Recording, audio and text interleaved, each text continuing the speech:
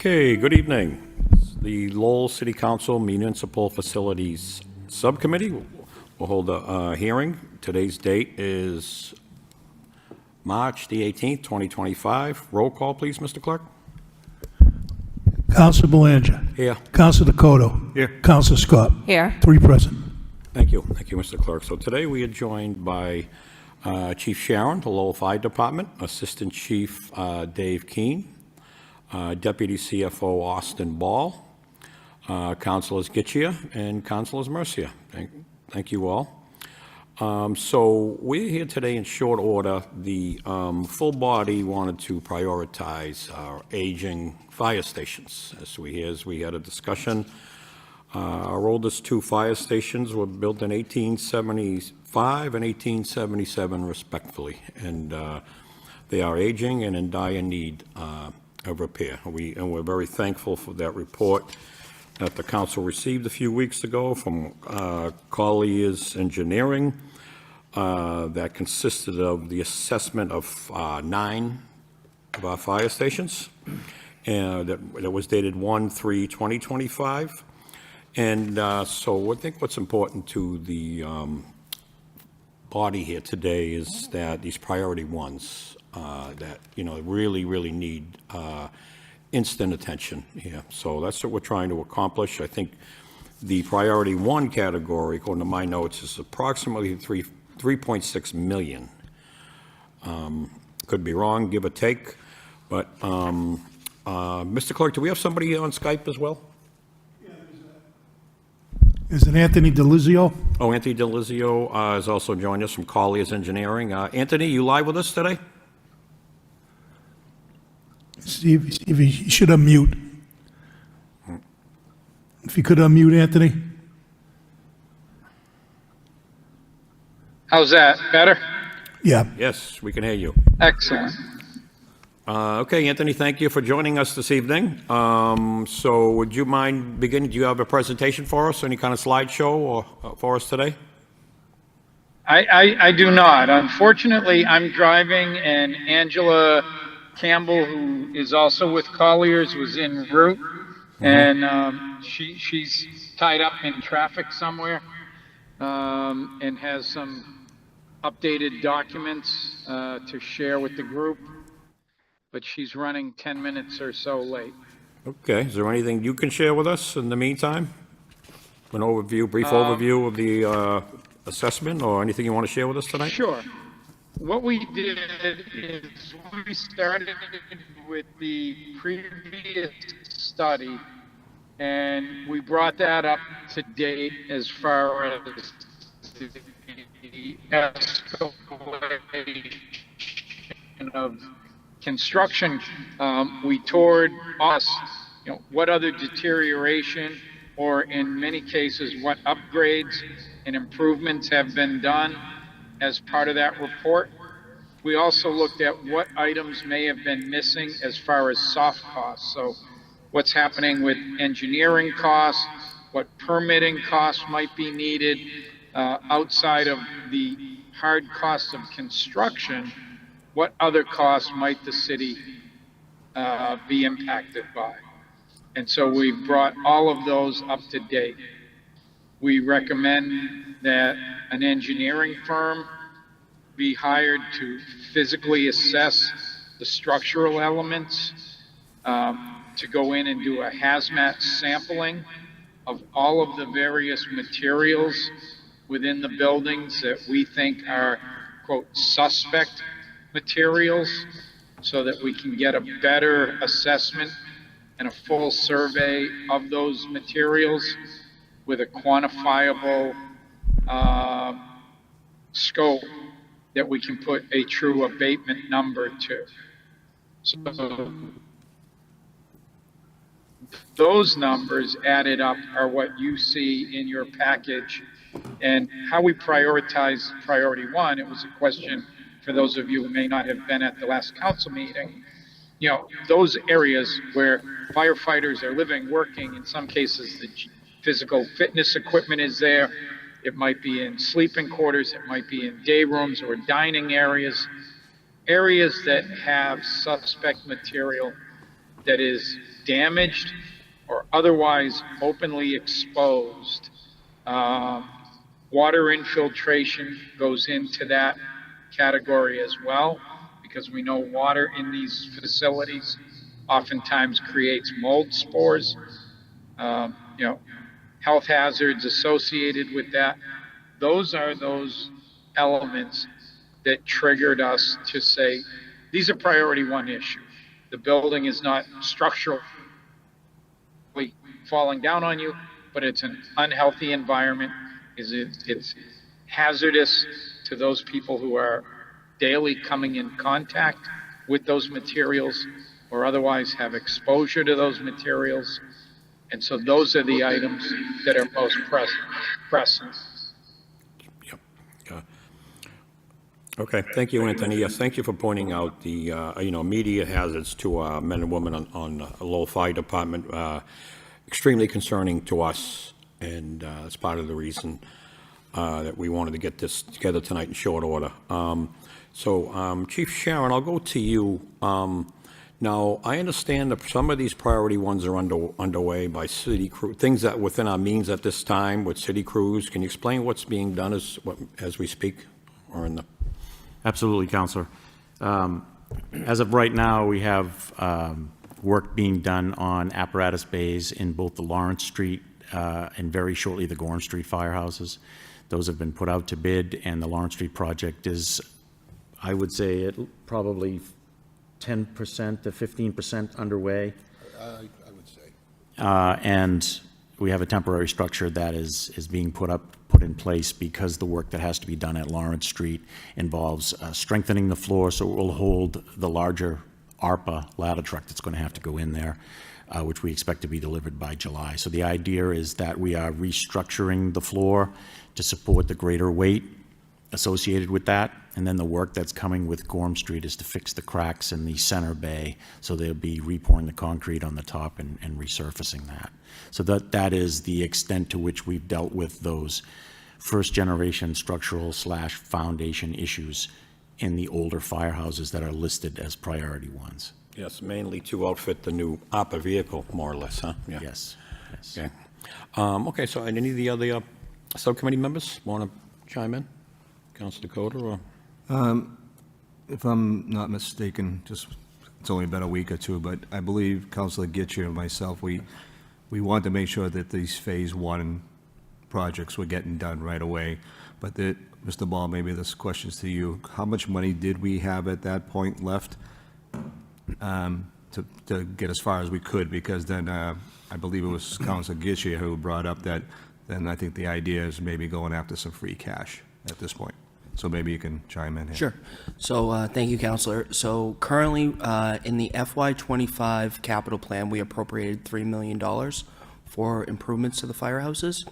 At this point, that is down to about $1.86 million left that we have available with some of the ongoing projects that the chief just outlined. Those are just the two projects though, right? Yeah, those- that is correct, yeah. Okay. So we in some other things that we've done, some abatement work, has encompassed some of that $1.2 million that we've already used out of that amount. I believe the idea is to go back, and I don't want to speak for the chief, but I would assume he would be putting in a capital request for FY26 budget, which will be coming. The instructions went out to the department heads last week, and they're due back to the finance team actually on this Friday. So at that point in time, we will bring it to the council for an appropriation in the FY26 capital plan for some additional funding. All right, so we've used up 1.2 at this point. Correct. So we have 1.8 remaining left in the budget. That is for correct. this year. Unencumbered. correct. Unencumbered, right? Correct. So are we going to be working on a third? How much of the three other projects going to cost us? Chief, maybe you can come in with that number. So the projects that are being done No problem. Thank you, Councilor. The projects that are being done in the two buildings right now are the structural reinforcement of the floors. They don't include a full and overall structural assessment of the building or its foundation. And there is still some hazard abatement assessment that would have to take place in all 5 of these structures. So you're looking at a considerable amount still.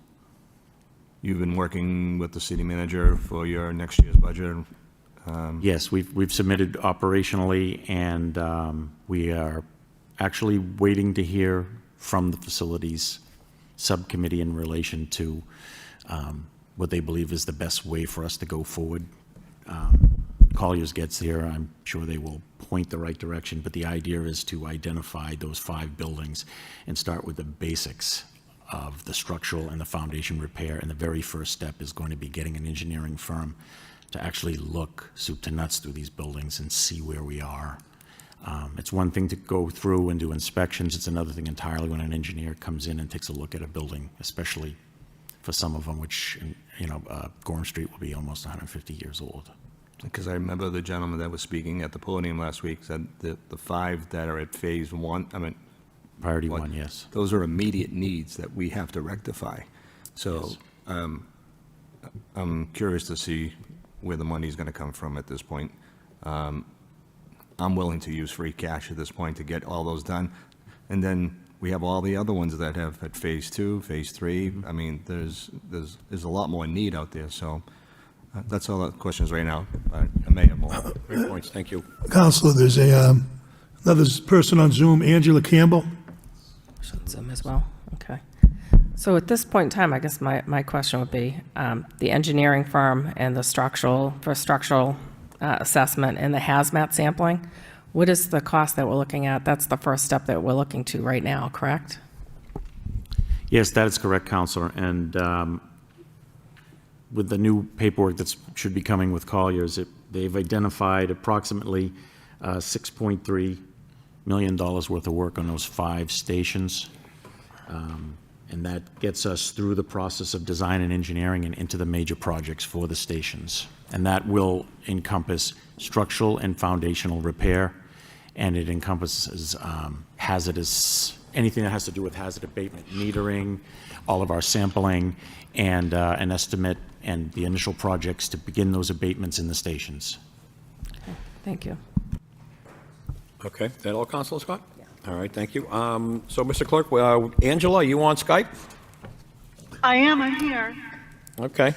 Okay, so we were just handed a report. Is this what you intended on submitting to us this evening? Yes, it is. Okay. That is the recap of the report and what we intend to do in terms of next steps.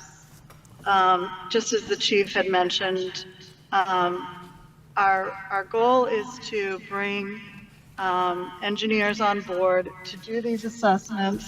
All the costs have been based on a report from EMG that's approximately 6 years old. So we need to get more accurate costs, get engineers to do a full assessment that includes structural as well as hazmat and abatement, just as you mentioned. And those numbers all encompass what we would need to budget to bring those professionals on board and ultimately get their reports, get their assessment, and get an accurate cost estimate as to what it will take to repair these buildings. Okay, now, any of those costs you're talking about now included in the priority 1 totals we're talking about in the 5 buildings? Yes. Yeah, okay, Yes. wonderful. Because the writing's a little And they're small here. yeah, they're highlighted. Yeah, I realize. Oh, okay, the ones highlighted? Okay. In yellow at the top. It should say priority 1 if you're looking at, yep. Yeah, right. Okay, all right, is there anything you wanted to elaborate on? Anything different from the report a few weeks ago? We did make one update there was a summary sheet. So those totals all align with the budget sheet that you're looking at currently. And they're all built off the numbers in terms of trade costs. That was a color-coded cost estimate sheet that we used to establish some of the numbers based on EMG's reports. There's no other update other than the fact that we've really highlighted priority 1 buildings, and those are the totals we're focused on right now. Okay. Any From my other colleagues, Councilors Mercia, Getchia, do you have anything to add? Councilor Getchia? Thank you, Chairman Belanger. I guess my question is to the city staff or the engineering firm. Do we have plans of any, like a HARA has or anything like that for any of these buildings that say where the hazmat is? And if not, how are we having workers go in there and work if we don't know what the materials they are that they're working on? Have they been trained? Does anybody know that? Because we send lands and buildings into these buildings, and if there's hazmat and they're working on it without it having, most buildings, like in schools, they have a design for each building. It outlines the hazmat issues within them prior to them even working on them. So I guess that's my question, since you bring up the hazmat issue, is are we sending workers into places that there could be known things, and why wouldn't we have each one of these done already and have maps of where the issues could, or the suspect issues could be? Who, can I direct that to, Austin or Chief? I will take that, Council. Yep. I don't think we're saying at this particular point we know of known hazmat. I think what we're saying is over the course of 120 to 150 years, we may have some things in there that have long predated us. And if we're going to do a significant amount of work, both structurally and within the foundation, and eventually with the envelope of the building, we really want to know what we're walking into. When I read the memorandum, it says in there that there are. And when you look at it, and we're sending employees in there to do this work, I don't think we should guess. It should be, okay, here is a hotspot, or here is a suspected hotspot. I don't think Lands and Buildings has the capability of understanding that, because I don't know if there has been any 2-hour training or 16-hour training for any of the hazmat stuff that they're down there working on. And I just think it's, when you bring up suspect spots, I will guarantee you that these buildings have hazmat in them. They're that age. They came prior to any regulation. So I just don't think it's fair when we have people taking down walls and everything. Even in the mud, when you put it on, it back then, it had it in it. So I think that this is something even outside of this that we should really look at and say, okay, we need to get these tests done like yesterday if we're going to send somebody in there to work. I think that's only fair to our workforce. But, Mr. Chairman, I know I bring this up and it's a really touchy subject, but when someone says, we're going into these with engineers and we're going to do, suspect spots and stuff like that, I can tell you that that's something that we really should take very seriously. I agree, Council. It's a genuine concern. It's relying to the safety of men and women in our fire department. Angela, now, how soon is this engineering firm going to assess the potential hazmat in these firehouses? What's the time frame on that? Yeah, that would be first and foremost. Before we do anything, you're absolutely right. We can't do any work on the building until they do material sampling. We could bring a company on very quickly. I would say it would take about a month to contract with them, get it scheduled, and get them into the buildings to do the sampling. Takes about, a week or two for them to schedule the sampling and then get the results back and get the report to us. I would say another month. So you're looking at a matter of months to, if we were to get the authorization to go ahead.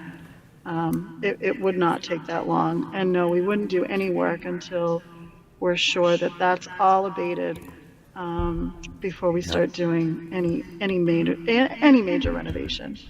Okay. Council, did you grasp that? That was about 30 days before we can get a firm in here to give a good assessment, which is better than I anticipated, you want the truth. Now, Chief, to you, with that being said, do you anticipate or aware of any immediate hazards? Should we prioritize this engineering firm as well as we're doing in the repairs?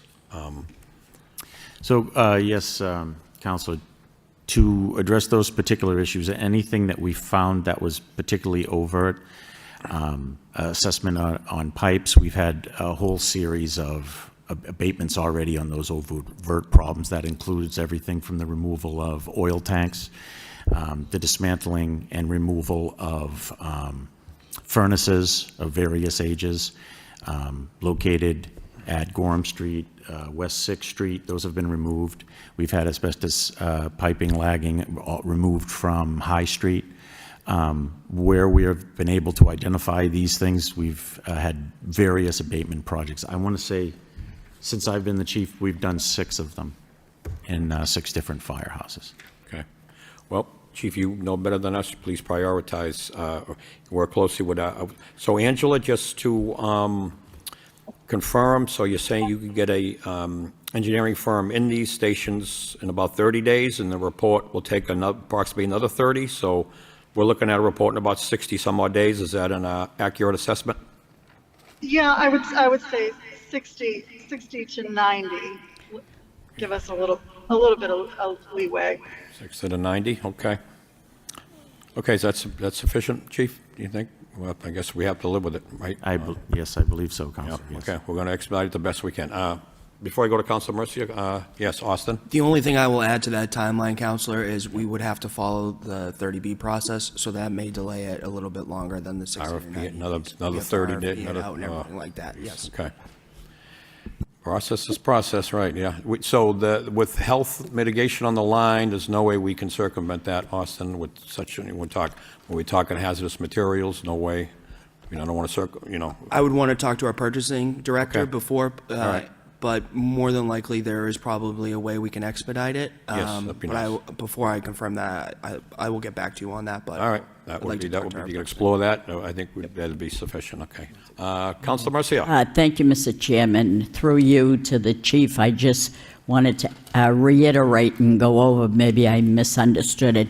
So am I right in saying there are 9 fire stations in the city? Yes, there are 9 fire Okay, stations that are so identified. out of 9, there's 5 that are priority 1. That is correct, Council, yes. So does that $6.3 million cover the 5 priority 1s, or what does that money cover? Just 2? Gorham Street and Lawrence Street, or? So I'm actually gonna let Angela answer that, but I believe Sure. that what you're looking Yeah. across the board is, it's all the stations for that initial engineering, is that correct, Angela? That's correct. It's just to bring the engineers on board, do their reports, their drawings, their assessments, and that also included the hazmat, which we just mentioned, for just foundation repair work. It's not the whole building. It's just to tackle that piece of the building.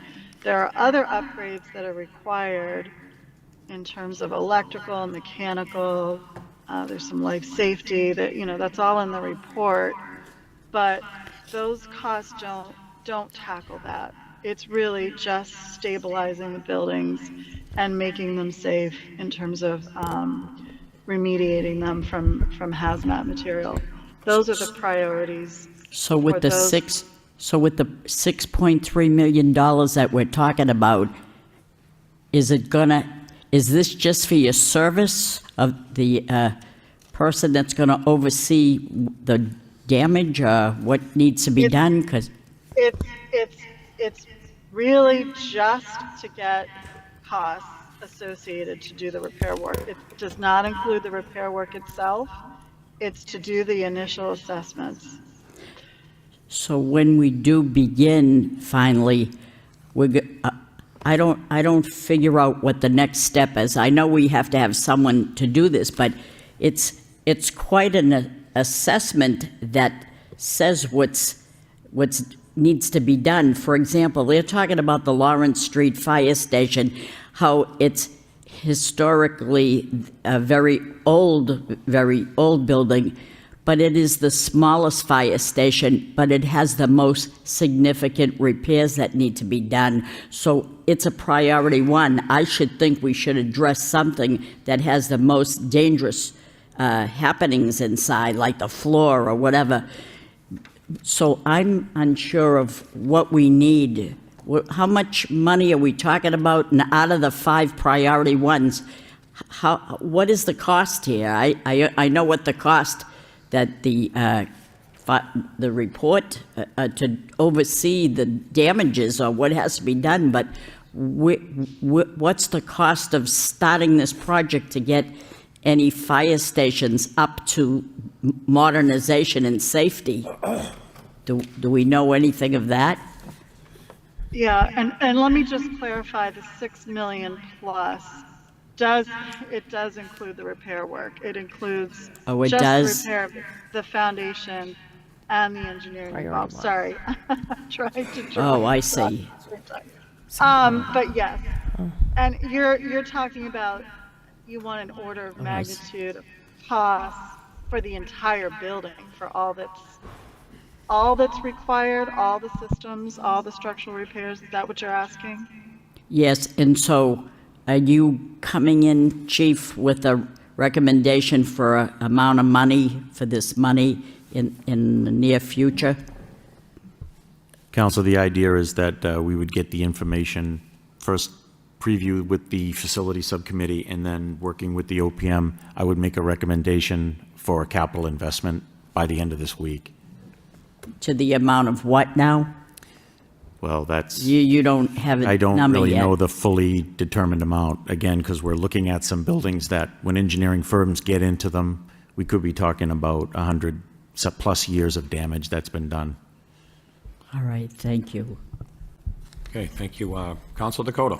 So going back on what Councilor Mercy had just said, so that's $6 million of repair work, but we're going to budget to repair all 5 of those for next year in completion? Because I'm a little confused on what repairs are.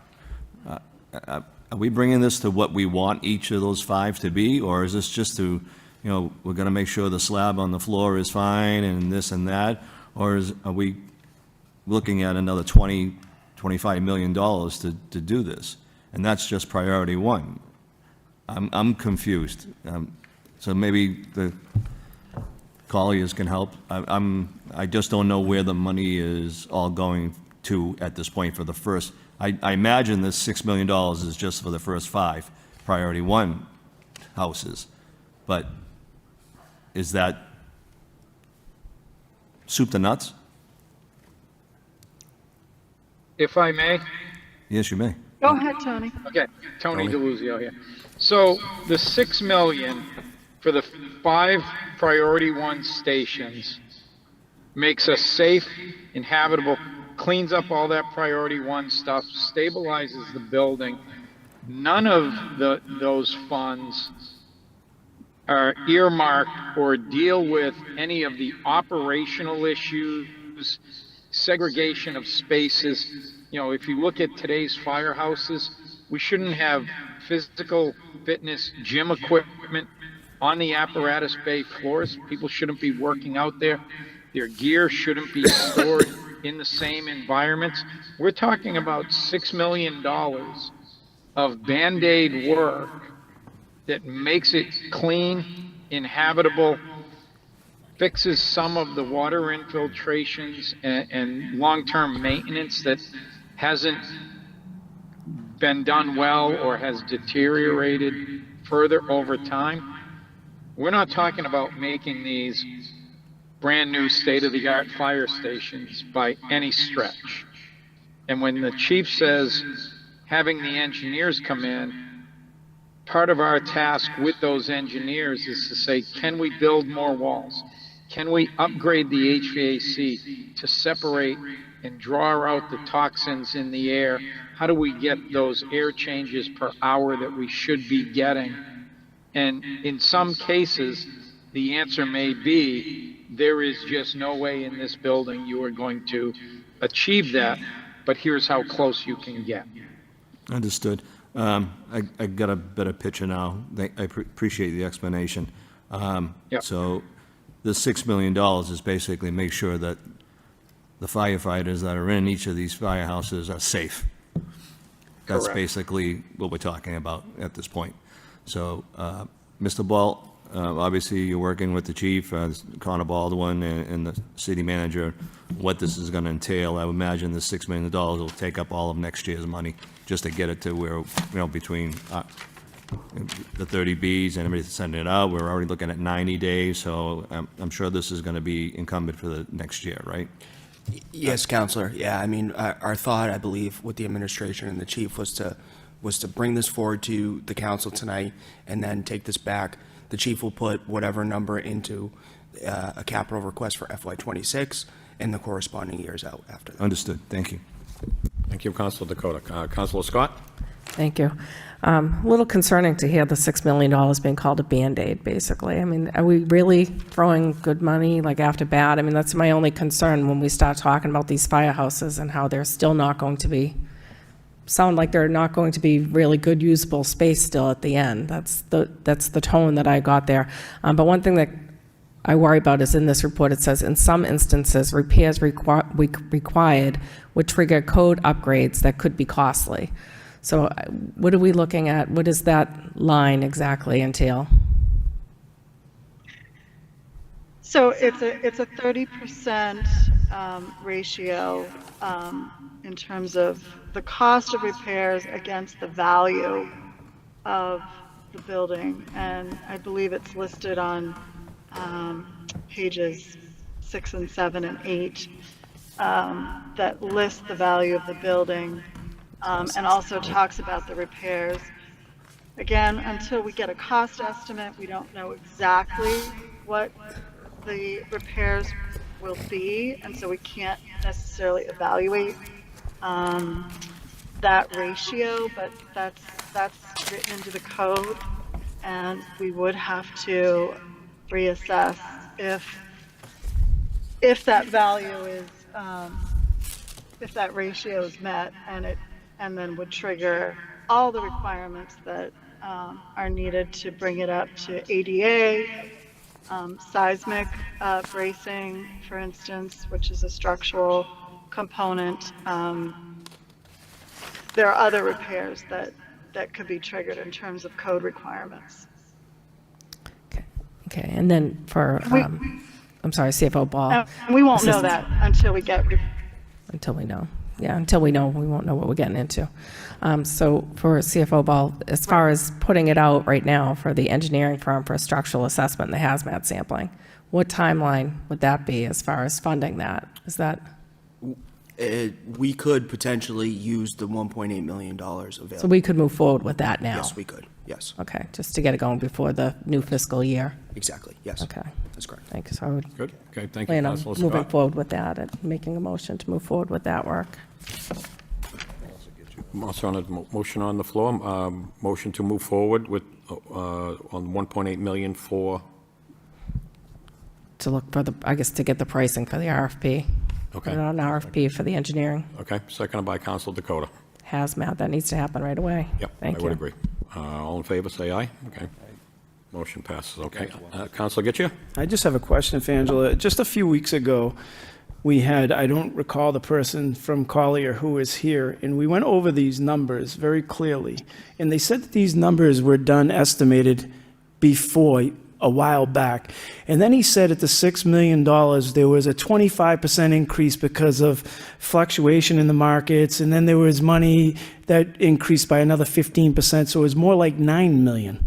Not 6. So I'm trying to figure out why that wasn't reflective weeks later and said that these numbers are nowhere near what the speaker said at the microphone just a few weeks ago.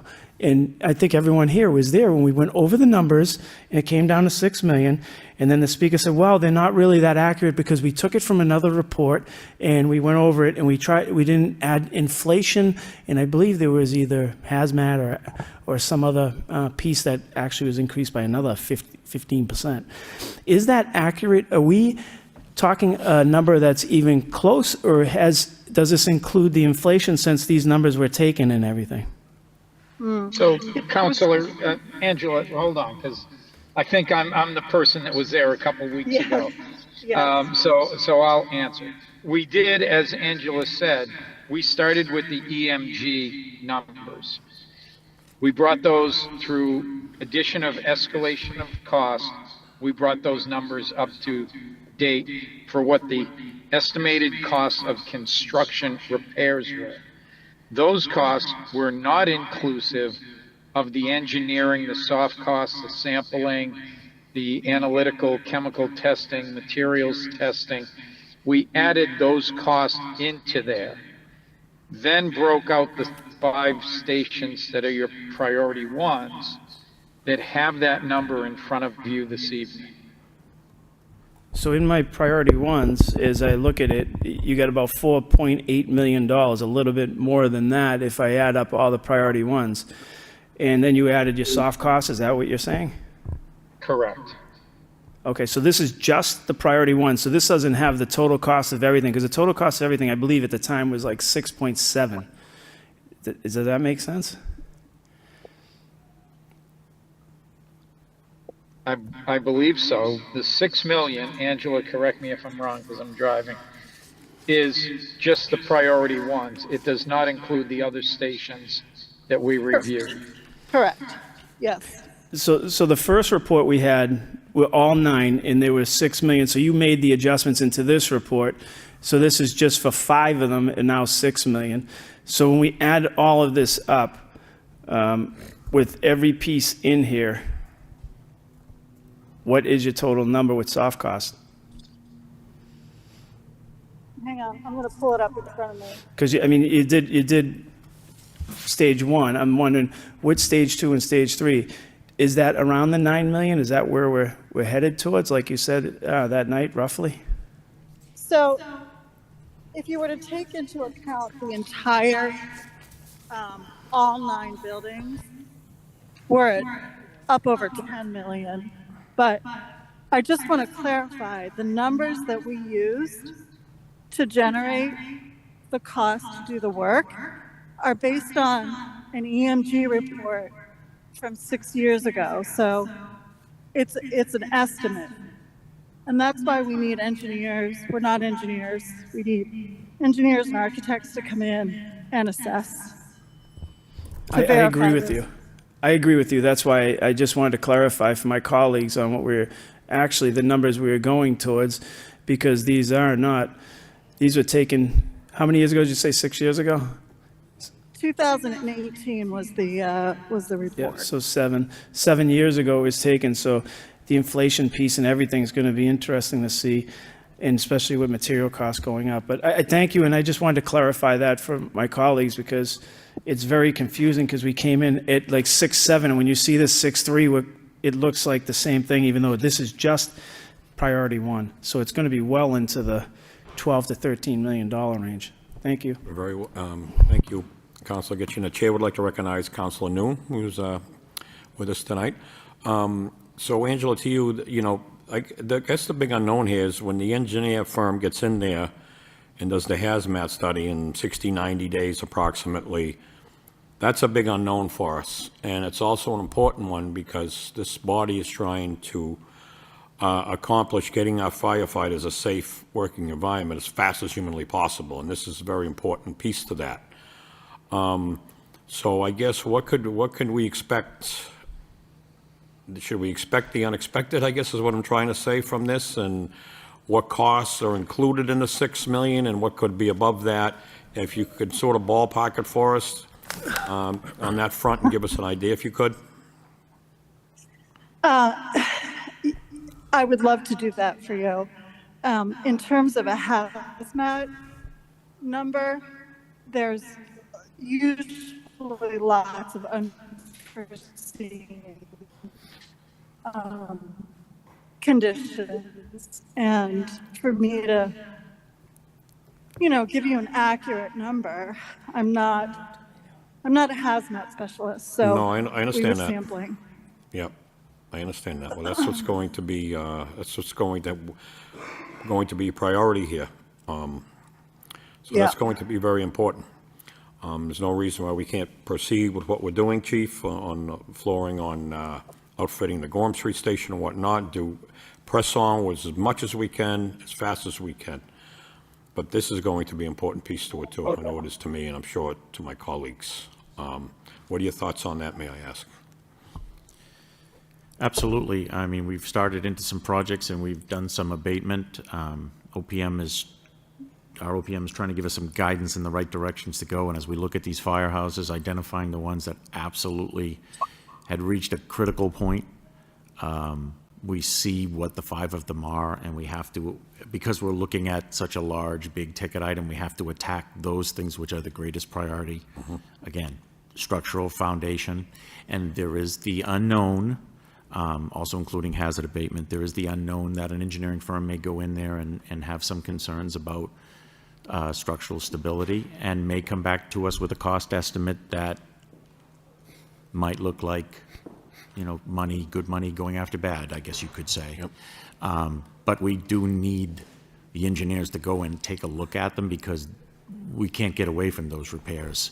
In order to continue to operate and maintain the efficiency of reaching all the residences in the city of Lowell for fire, we got to make sure that the guys and gals coming out of the firehouses are properly protected, and that the firehouses will continue to stand. Absolutely. Okay. Councilor Scott, you have anything to add?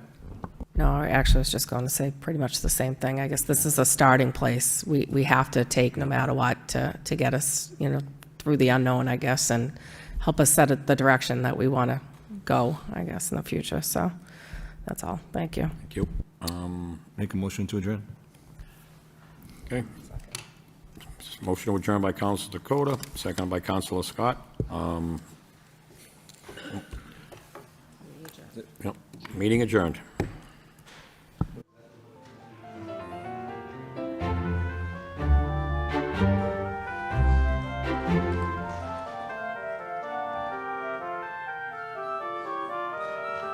Thank you.